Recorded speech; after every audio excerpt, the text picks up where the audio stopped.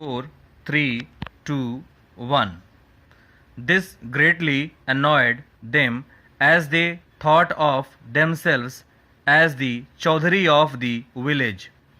This had led to an altercation and an exchange of hot words between the two sides on the previous evening, but the matter was then patched up by discussion.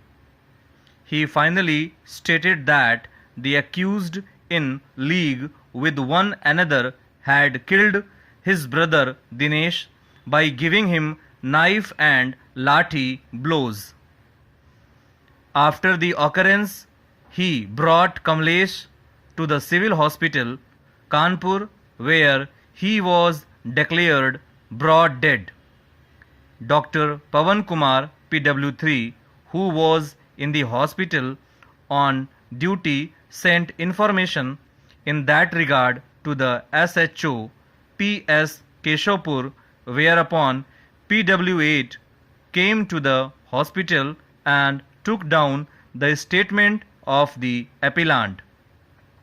The FIR was delivered at the residence of the area magistrate on the same day. What is, however, of significance for our purpose is that the trial court disbelieved a substantial part of the prosecution story. The trial court did not accept the prosecution case that accused were present at the place of occurrence and accordingly directed their acquittal.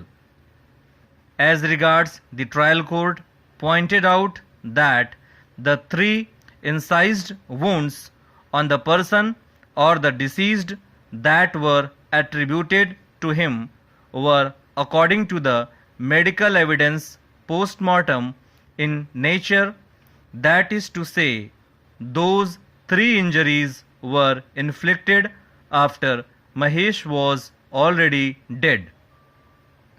The medical evidence thus clearly eliminated the participation of Rakesh in the case. He too was therefore acquitted. The acquittal of the 3 accused brought down the number of the remaining accused for the shared common intention that the appellant. Apparently, that was one of the reasons for their conviction simply under section 323. Apart from the 3 accused whose presence at the place of occurrence was not accepted, the trial court also doubted the presence of 2 out of the 3 eye witnesses.